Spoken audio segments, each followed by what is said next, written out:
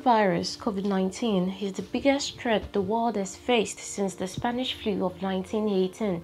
From China, it has spread to different countries including Nigeria. It is a global health emergency as declared by the World Health Organization on January 30, 2020. The coronavirus crept into the shore of Africa with its first case recorded on February 14 in Egypt. The first confirmed case in Nigeria was announced on February 27, 2020, when an Italian citizen in Lagos tested positive for the virus. On March 9, the second case was confirmed, a Nigerian citizen in Iwekoro, Ogun State, who had contact with the Italian citizen. The first death was recorded on March 22 in Abuja. The case was a 67-year-old Nigerian man who returned home following medical treatment in the United Kingdom. On March 30, different businesses were forced to close as people were ordered to stay at home. The Nigerian government announced a nationwide lockdown which took immediate effect in 3 states of the Federation: Abuja, Lagos, and Ogun State. A presidential task force (PTF) on COVID-19 was initiated to provide high-level strategic national response to the disease. The Federal Ministry of Health also activated and hence CDC-led National COVID-19 Emergency Operations Center (EOC) to coordinate response activities. Social distancing, travel restrictions, and lockdowns were part of the measures put in place to slow down the spread of COVID-19. Many, including Melinda Gates, co-founder of the Bill and Melinda Gates Foundation, had predicted that the casualty would be overwhelming in sub-Saharan Africa. That the spread of the virus was slow and not many folks contracted the disease. The explanation to the low-level spread in this region is yet unclear.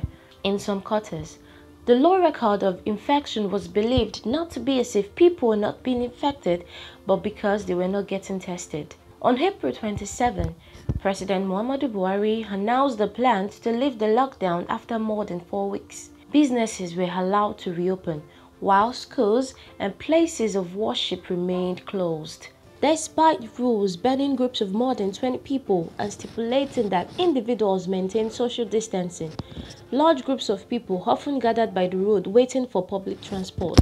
The effect of the lockdown on education cannot be skipped. The closure of Nigerian schools amidst the COVID-19 pandemic led to more than 50 million children remaining at home. With an education system already burdened with low participation and learning achievements, the closure increases the challenge for children's education that has the potential to set back recent gains in bringing children back to school if adequate action is not taken. While the mist was still lifting off slowly, Nigeria was rocked by a nationwide protest against police brutality, codenamed EndSARS.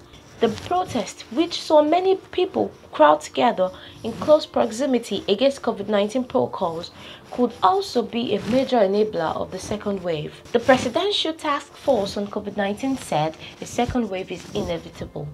The country has officially entered the second wave of coronavirus with an absence of caution from the public. Markets are still wide open. Most religious centers hold service with blatant disregard for safety protocols. Buses are still overloaded with no care for social distancing. The country is at risk of losing not only the gains from the hard work of the last lockdown, but also the lives of citizens. And despite the spike in numbers, some Nigerians still consider the pandemic as unreal and fake news. Many Nigerians continue to see the infection as mainly targeting the country's elite. They go about their daily activities with partial disregard for the policies put in place. More than 105,000 cases of COVID-19 have been diagnosed in Nigeria so far. While 1,405 people have died from the virus, over 83,000 patients have recovered.